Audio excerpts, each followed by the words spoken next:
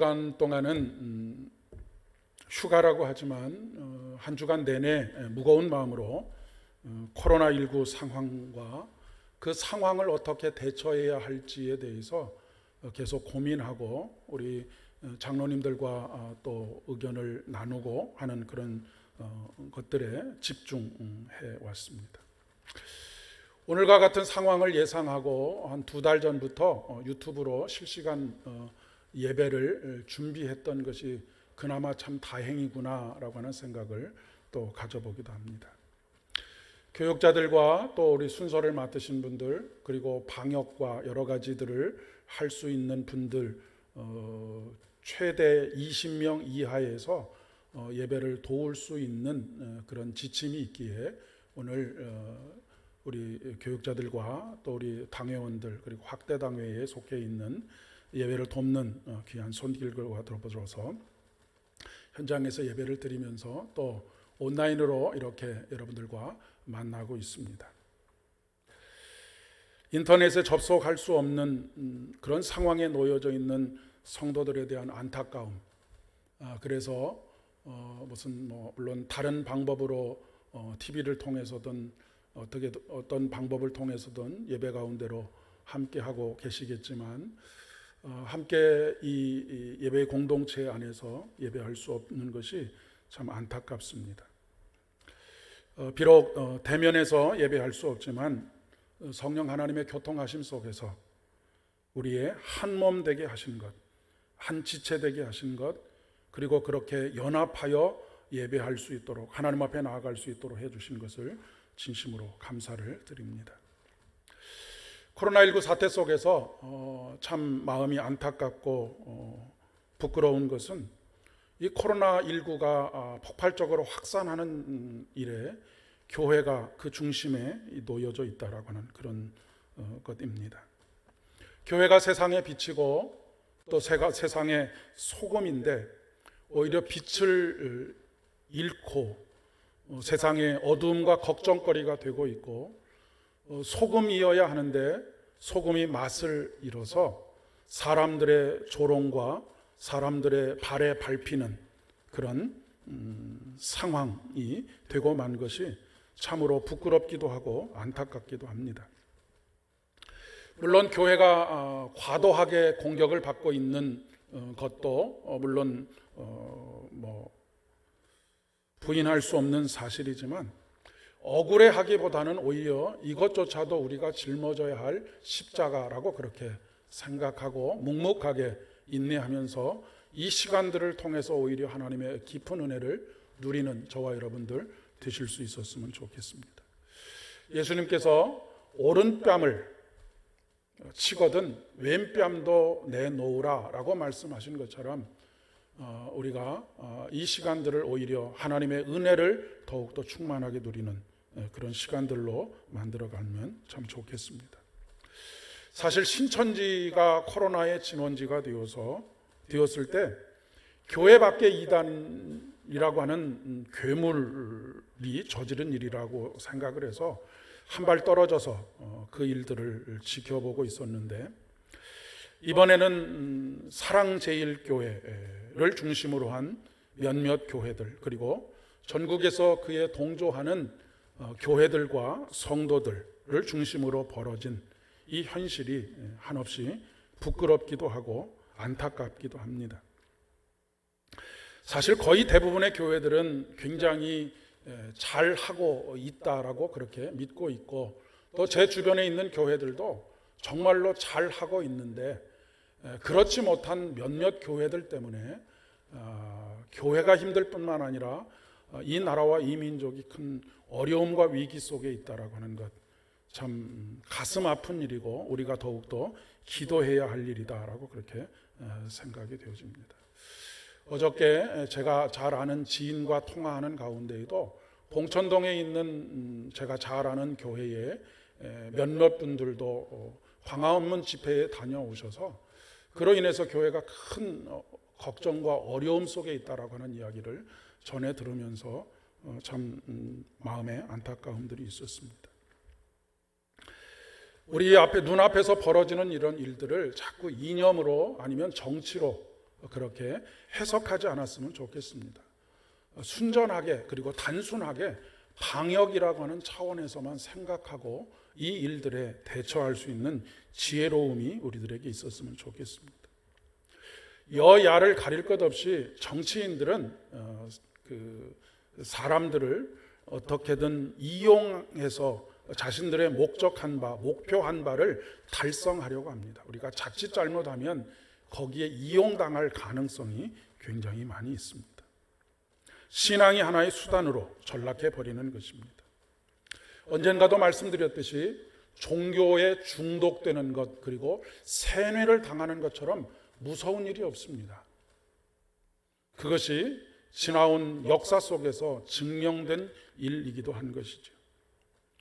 종교에 중독되거나 종교에 세뇌를 당하게 되면 중심을 잃어버리게 됩니다. 그리고 중심에서 멀어지게 되고 다른 사람들의 말에 이러저러한 말들에 팔랑귀처럼 귀를 기울이게 됩니다. 세상에는 수많은 말들이 난무합니다. 그러나 우리가 귀 기울여 들어야 할 말은 말씀입니다. 하나님의 말씀에 귀 기울이는 우리들이 되어야 하겠습니다. 오늘 복음서 본문에서 예수님께서 빌립보 가이사랴 지방에서 제자들에게 사람들이 나를 누구라 하느냐라고 그렇게 물으십니다. 예수님께서 박해하던 헤롯이 죽은 다음에 헤롯의 영토가 크게 네 부분으로 나누어지게 되는데 그 중에 한 부분을 차지하게 된 사람이 바로 빌립이라고 하는 사람입니다. 네 곳으로 나누어진 각 영토마다 분봉왕들이 세워지는데 그 분봉왕 중에 한 사람이 바로 빌립이라고 하는 사람입니다. 빌립은 자기를 분봉왕으로 세워준 가이사랴라는 것은 누구냐면 로마의 황제 카이사를 의미합니다. 이 카이사에게 한없는 감사와 존경을 표현하고 싶은 그런 마음, 그리고 그렇게 마음을 표현하면 로마의 황제가 자기에게 호의를 베풀어서 더 높은 관직을 주거나 더 넓은 땅을 다스릴 수 있도록 해주지 않을까라고 하는 그런 생각을 가지게 되어서 로마식 도시를 건설하게 되는데, 이 로마식 도시를 건설하고 난 이후에 그 이름을 무엇이라고 짓게 됐느냐면 빌립이 가이사에게, 로마의 황제에게 헌납한 그런 도시라고 하는 그런 의미를 가진 빌립보 가이사랴라고 그렇게 명명을 하게 되었습니다. 본래 이 지역은 굉장히 비옥한 땅입니다. 처음에 모세가 이스라엘 백성들을 이끌고 애굽에서 출애굽을 해서 이제 가나안 땅에 들어가기 직전에 요단 동편에 머물러 있을 때에 12지파 중에서 2지파 반이 우리는 요단 서편으로 건너가지 않고 요단 동편에 머물고 싶습니다 라고 말한 이유가 있었습니다. 그 이유는 무엇이냐면 요단 동편 땅이 너무나 비옥하고 사람들이 살기에 너무 보기에 좋았던 땅이었기 때문에 그렇습니다. 특별히 오늘 이 빌립보 가이사랴 지역은 므낫세 반지파는 요단 동편에 머물러 살았고, 므낫세 반지파 또 다른 반지파는 요단 서편에 살았는데, 그 갈릴리보다 훨씬 더 위에 요단 동쪽에 있는 땅이 바로 가이사랴 빌립보입니다. 이 땅을 차지하고 살았던 사람들이 누구냐면 바로 므낫세 반지파입니다. 그러니까 므낫세 반지파가 꼭 여기서 살고 싶다라고 그렇게 생각이 들 정도로 매혹적이고 그렇게 모든 것이 풍족했던 땅이 바로 이 가이사랴 빌립보 지방이라고 하는 그런 이야기입니다. 농사와 목축이 적합한 그런 풍요로운 땅이었습니다. 그런데 기원전 3세기 정도의 헬레니즘 문화의 영향을 받아서 이 지역 모든 사람들이 그 지역에 사는 유대인들까지도 하나님을 섬기기보다는 그 지역의 신을 섬기게 되었는데, 그 지역의 신이 누구냐면 그리스 신화에 나오는 판이라고 하는 신입니다. 이 판이라고 하는 신은 반신반수입니다. 그러니까 반은 사람이고 반은 짐승의 형태를 가지고 있는 신인데, 반은 사람이고 반은 어떤 짐승의 형태를 가지고 있느냐면 염소의 형태를 가지고 있는 신이 바로 판신입니다. 그러니까 이 신은 어떤 신이냐면 목축의 신이라고 그렇게 이야기할 수 있습니다. 그러니까 이 사람들의 오직 단 하나의 관심은 자신들의 농사와 목축이 잘 되게 만들어줄 수 있는 그런 신을 찾았다는 것이라고 하는 것입니다. 그러니까 하나님을 예배하고 하나님을 섬기는 그런 삶에서 벗어나서 오직 삶의 풍요로움만을 쫓는 그런 믿음의 모습으로 바뀌어져 가고 있음을 이야기하고 있는 것이죠. 그곳에 빌립은 황제를 위한 신전과 제우스를 위한 신전과 그리고 네메시우스를 위한 신전을 나란히 건설을 하게 되었습니다. 사람의 형태가 반이고 짐승의 형태가 반, 그 중에서 그것을 목축의 신이라고 했을 때에 사람들의 마음속에는 정치의 한 발 그리고 종교의 한 발을 내딛고 있었다라고 하는 그런 이야기가 되겠습니다. 그런데 이렇게 웅장하고 아름다운 모든 사람들이 살고 싶어하는 이곳에 예수님께서 제자들을 데리고 가셨으니 제자들의 눈에 그것이 얼마나 부럽게 보이고 그곳에 머물러 살고 싶은 마음들로 가득했겠는가라고 그렇게 생각해 볼 수 있겠습니다. 이때까지만 해도 예수님의 제자들 또한 예수님께서 이스라엘의 왕, 만왕의 왕으로 등극하시면 자기들도 높은 한 자리, 정치적인 한 자리를 차지할 수 있으리라고 하는 그런 기대를 가지고 있었기 때문에 이 화려한 성읍을 보면서 그들은 그렇게 꿈꾸었을지도 모르겠습니다.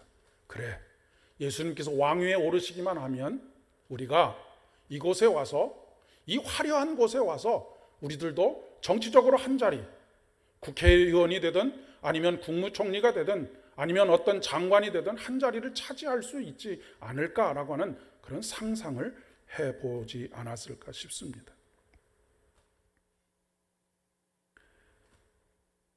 그곳에서 유다의 백성들 또한 하나님의 자녀라고 하는 자기의 정체성을 잃어버리고 오직 삶의 풍요와 삶의 편안만을 추구하는 판이라고 하는 신을 따라서 하나님의 말씀에 근거한 삶의 가치관을 잃어버리고 살고 있었다라고 하는 그런 이야기입니다. 오늘날 우리의 현실이 그렇지 않은가 싶습니다. 코로나19 사태 속에서 돌출 행동을 하는 한 개인의 문제이기도 하지만 그보다 더 큰 문제는 그런 사람들을 용인하고 그런 사람들을 뒤에서 뒷받침하고 심지어는 조종하는 사람들도 있다라고 하는 그런 이야기입니다. 추종하는 사람들이 있는가 하면 사실 대부분의 사람들은 애써서 외면해 오지 않았을까 싶습니다. 자신의 욕망을 충족시키기 위해서 자신들만의 성을 만들어 놓고 하나님이 계셔야 할 곳에 욕망이라고 하는 다른 신을 가져다 놓았던 빌립보 가이사랴에 살던 사람들처럼 말입니다. 그 가운데 세뇌를 당하기도 하고 중독이 되기도 합니다. 여러분, 놀라운 것은 예수님께서 오병이어의 기적을 통해서든 여러 가지 사건을 통해서 사람들을 놀라게 하는 기적을 베풀었을 때, 특별히 오병이어의 기적을 베풀었을 때 수많은 사람들이 예수님을 정치적인 왕으로 세우려고 그를 추켜 세웠던 것을 여러분 기억하실 것입니다. 그러나 예수님께서는 단호하게 정치적인 왕이 되기를 원하지 않으시고 거부하셨습니다. 사람들이 예수님이 누구이신지에 대해서 말하는 것에 대해서 자신 있게 이야기합니다. 오늘날 매체들이 너무나 많이 발달되어 있다 보니까 정치적인 견해, 경제적인 견해, 사회문화적인 견해, 보고 듣는 것들이 너무나 많이 있어서 그것을 가지고 수많은 이야기들이 펼쳐지고 있는 것을 보게 됩니다. 사람들이 나를 누구라 하느냐라고 물으셨을 때 더러는 세례 요한, 더러는 엘리야, 어떤 이는 예레미야라고 그렇게 이야기를 하는 것하고 크게 다르지 않는 모습입니다. 우리는 사람들이 무엇이라고 말하느냐에 굉장히 익숙해져 있고 그런 것들을 마치 자기의 이야기인 것처럼 그렇게 이야기를 하곤 합니다. 그러나 정작 너희들은 나를 누구라 생각하느냐라고 물었을 때 모든 제자들은 잠잠하고 침묵합니다. 그때 베드로가 주는 그리스도시요 살아계신 하나님의 아들입니다라고 대답을 하고 있습니다. 그렇습니다. 예수님은 주님이시고 우리의 구원자, 즉 메시아가 되십니다. 우리의 주인은 권력가나 정치가가 아니고 우리의 삶을 구원해 줄 수 있는 사람은 경제적인 전문가들이나 기업인들이 아닙니다. 오직 우리의 주님이 되시고 우리의 구원자가 되시는 분은 예수 그리스도밖에 없음을 말씀하고 있는 것이죠. 삶의 풍요를 약속해 주는 목축의 신인 판이 우리의 삶의 경제적인 곤궁함 속에서 우리를 건져내 줄 수 있는 그런 신이 아니라고 하는 이야기입니다. 예수님께서 제자들에게 여러 곳에서 이 질문을 하셨을 수도 있는데 굳이 그 화려한 성, 모든 것이 풍족한 성, 그곳에서 제자들에게 이 질문을 하신 이유가 여기에 있지 않을까 싶습니다. 물론 가르침과 배움이 필요 없다는 이야기가 아닙니다. 모든 세상의 소리를 다 끊어내고 그저 신앙생활만 해야 된다라고 하는 이야기를 하고 있는 것도 아닙니다. 성령께서 깨닫게 하시는 자기의 고백이 있어야 한다라고 하는 것입니다. 다른 사람들에게 들은 이야기가 아니라, 그리고 다른 사람에게 들어서 내가 결론적으로 말하는 그 이야기가 아니라 베드로가 고백하고 있는 것처럼 그 고백은 혈육에서 난 것이 아니라 하늘로부터 주어진 것, 바로 성령 하나님께서 우리에게 깨닫게 하시는 그 고백, 주는 그리스도이시고 살아계신 하나님의 아들이십니다라고 하는 이 고백이, 그분만이 우리를 구원하시는 구원자입니다라고 하는 이 고백이 우리에게 있어야 한다라고 하는 이야기입니다. 그래야지만 누군가의 정치적인 이익에 휘둘리지 않는 그런 신앙을 가질 수 있고요, 무조건 삶의 풍요로움을 약속하는 어떤 정치가들이나 어떤 기업인들의 사탕발림에 속아 넘어가지 않을 수 있는 그런 우리들이 될 수 있다라고 하는 이야기입니다. 요즘 유튜브를 통해서 읽어주는 뉴스라고 하는 새로운 영역이 생겼습니다. 그러니까 읽어주는 뉴스라고 하는 것은 어떤 사건에 대해서 이런 것 저런 것을 다 모아가지고 자기가 거기에 해설을 덧붙여서 사람들이 이해하기 쉽도록 그렇게 이야기해주는 그런 뉴스의 형태입니다. 제가 설교를 준비하면서 양극단의 이야기들을 다 몇 개를 들어보았습니다. 그랬더니 짜집기는 물론이거니와 거기에 상상을 더하고 그렇게 해서 그럴듯하게 불리한 것은 눈 감아버리고 유리한 것들만을 가득 채워서 전혀 본질과는, 사실과는 유리된 그런 이야기들을 끊임없이 해대는 것을 볼 수 있었습니다. 극우에 속해 있는 사람이나 극좌에 속해 있는 사람이나 거기에 열광하고 그것이 사실이라고 믿고 그렇게 돌출종으로 행동하는 그런 모습들을 어렵지 않게 발견할 수 있었습니다. 오늘 사도 바울은 로마서 본문을 통해서 우리에게 우리가 드려야 할 영적 예배가 무엇인지에 대해서 말씀하고 있습니다. 그것은 오늘 우리가 드리고 있는 예배를 포함한 우리의 삶의 전체로서의 예배를 의미합니다. 그러니까 12장 1절부터 2절에 나와 있는 우리가 드려야 할 영적 예배라고 하는 것은 어떻게 보면 삶이 아름다운 예배라고 그렇게 이야기할 수 있겠습니다. 삶 전체로서의 예배, 삶이 아름다운 예배라고 하는 것은 어떤 믿음의 고백 위에 세워져 있느냐라고 하는 것이 굉장히 중요합니다. 사람들에게 들은 어떤 그 이야기와 그것으로 말미암아서 만들어진 신념이나 이념으로서가 아니라 성령 하나님께서 깨닫게 하시고 우리의 믿음으로 고백하게 하신 그 믿음에 기반한 삶이라고 하는 이야기입니다. 오늘 사도 바울은 이 세대를 본받지 말고 오직 마음을 새롭게 함으로 변화를 받아 하나님의 선하시고 기뻐하시고 온전하신 뜻이 무엇인지를 분별하도록 하라라고 그렇게 말씀하고 있습니다. 성령은 깨닫게 하시는 영입니다. 그 얘기는 성령은 분별하게 하시는 영이다라고 하는 그런 이야기입니다. 우리는 영적이다라고 하는 말에 대한 깊은 오해를 가지고 있습니다. 영적이다라고 하면 어떤 신비로운 경험을 하는 것, 이것을 영적이라고 생각합니다. 종교적인 어떤 것을 영적이라고 생각을 합니다.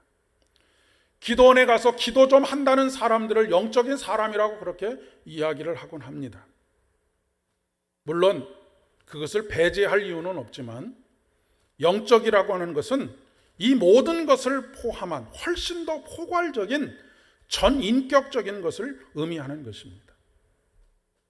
영적이라고 하는 말의 의미는 영적이라고 하는 단어는 헬라어로는 로기코스라고 하는 단어를 사용합니다.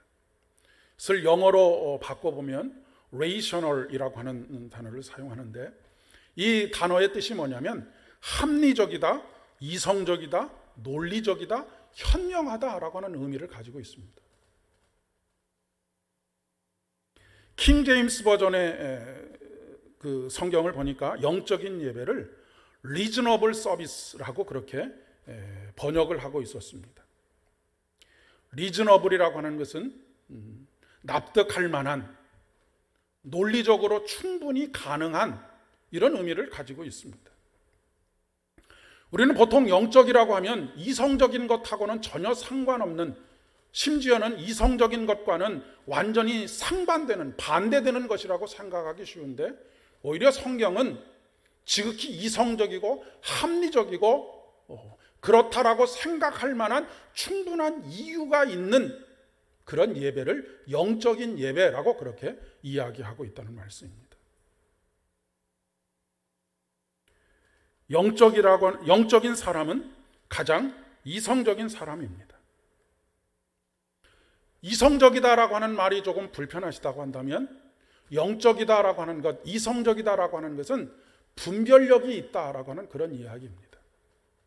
분별력이 있는 사람, 영적인 분별력을 가지고 하나님 앞에 나오는 사람, 이 사람이 바로 영적인 예배를 드리는 사람이고 그런 삶이 곧 영적인 삶이라고 그렇게 이야기를 할 수 있다는 것입니다. 하나님은 우리를 맹종으로 부르시지 않으십니다. 하나님께서 우리가 그토록 순종하지 않음에도 불구하고 우리를 오랫동안 인내하시고 참으시고 계속해서 설명하시고 또 설명하시고 수많은 선지자들을 보내서 계속해서 설명하시고 이해시키시고 납득시키시는 이유가 바로 여기 있는 것입니다. 하나님께서는 우리가 아무런 생각 없이 맹종하기를 원하시는 것이 아니고 우리가 하나님의 뜻에 그렇습니다. 하나님의 뜻을 이해하겠습니다. 하나님의 뜻을 납득하고 제가 거기에 무릎 꿇겠습니다. 라고 하는 그런 단계까지 나아가는 우리의 신앙이 되기를 원하신다라고 하는 그런 의미입니다. 하나님의 선하시고 기뻐하시고 온전하신 뜻을 분별할 수 있는 분별력을 가진 사람, 이 사람이 바로 영적인 사람이라고 하는 이야기입니다. 그리고 그런 사람이 드리는 예배가 영적인 예배고 그렇게 살아가는 삶이 곧 영적인 삶이라고 하는 것이죠. 정치적인 입장에 따라서 하나님께서 자기 편인 것처럼 그렇게 하지 않았으면 좋겠습니다. 그것은 자신의 의도와 생각을 하나님을 이용해서 합리화시키는 것에 불과합니다. 작금에 벌어지고 있는 사건들을 보면 고려시대에 있었던 궁예가 생각이 납니다. 궁예라고 하는 사람이 스님으로서 정치에 깊이 관여했던 그런 사람이죠. 그 사람이 무엇을 가지고 사람들을 통제했었느냐면 관심법이라고 하는 것을 가지고 사람들을 통제했었습니다.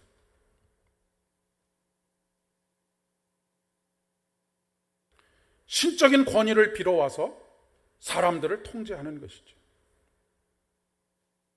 자신의 의도와 생각대로 끌어가기 위해서 신적인 것들을 이용하는 것입니다. 베드로의 고백은 단순한 고백이 아닙니다. 앞으로 그의 삶이 되어야 할 고백입니다. 그런데 그 고백을 성령께서 하게 하셨다라고 말씀하십니다. 그러면 성령께서 하셨다라고 하는 것을 어떻게 알 수 있을까요? 열매를 보면 알 수 있습니다. 예수님께서 그렇게 말씀하시지 않으셨습니까? 열매를 보면 나무가 어떤 나무인지를 안다. 그러면 그것이 성령으로 말미암은 것이다 라고 하는 것을 알려면 어떻게 하면 알 수 있겠습니까? 그 삶을 통해서 성령의 열매가 맺어지면 이것이 성령으로 말미암은 것이구나 라고 하는 것을 알 수 있습니다. 갈라디아서의 말씀에 보면 성령의 열매는 무엇입니까? 사랑과 희락과 화평과 오래 참음과 자비와 양선과 그리고 온유와 절제입니다. 오직 분노와 증오와 혐오로 가득 채워져 있는 것은 아무리 본인들이 그것이 하나님의 말씀에 기반한 것이라고 항변을 해도 그것은 성령의 열매 맺음이 아닌 것이죠. 우리의 믿음과 삶이 진실하다는 것을 증명하는 것은 앞에서 말씀드린 성령의 열매들이 우리 안에서 맺혀지고 우리 안에서 익어가고 하나님과 사람들에게 기쁨을 줄 수 있는 그런 삶이 되어져 가는 것입니다. 그런데 그 사람의 인격이 어떻든 그 사람의 행동이 어떻든 목표한 것을 얻을 수만 있다면 그것을 맹종하는 것, 그것은 결코 영적인 삶이 아니고 분별력이 있는 그런 판단이 아니라고 하는 것입니다. 그런데 보통 이념의 양극단에 있는 사람들이 이런 행태를 자주 보이는 것을 보게 됩니다. 입에 담지 못할 욕설과 증오 그리고 분노, 혐오를 서슴없이 내뱉는 경우들을 보게 되기 때문에 그렇습니다. 이런 세상 속에서 우리들이 해야 할 일이 무엇입니까? 이런 세상 한가운데에서 한복판에서 복음을 외쳐야 하는 것입니다. 우리의 믿음을 고백해야 하는 것이죠. 그것이 무엇입니까? 예수는 주님이시고 그리스도이십니다. 주는 그리스도시요 살아계신 하나님이십니다. 하나님의 아들이십니다. 이 복음을 외쳐야 하는 것입니다. 여러분, 복음주의라고 하는 것, 이미 그것은 종교적인 어떤 이념이 거기에 덧칠이 되어져 있습니다. 복음은 간단한 것입니다. 초대교회 성도들이 따랐던 복음은 주는 그리스도이십니다 라고 하는 것 이외에 다른 복음이 없었습니다. 우리의 삶의 주인이 누구이시고 우리의 구원자가 누구이신지, 우리가 끝까지 붙잡아야 할 분이 누구이신지, 의지해야 할 분이 누구이신지, 그것은 어떤 정치적인 세력도 아니고 어떤 경제적인 풍요를 약속하는 어떤 사람도 아니라 오직 우리를 창조하시고 우리를 하나님의 형상에 따라 지으시고 우리의 예배를 받으시고 우리의 찬양을 받으시기를 기뻐하시는 그분을 예배하는 것입니다.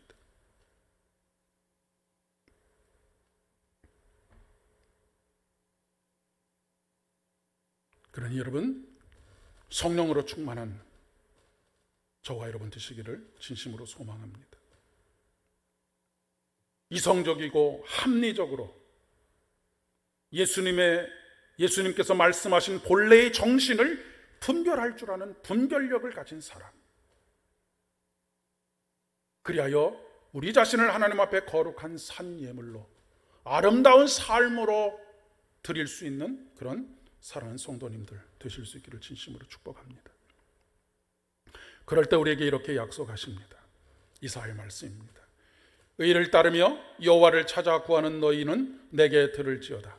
나 여호와가 시온의 모든 황폐한 곳들을 위로하며 그 사막을 에덴 같게 그 광야를 여호와의 동산 같게 하였나니 그 가운데 기뻐함과 즐거움과 감사함과 창화하는 소리가 있으리라 라고 약속하고 계십니다.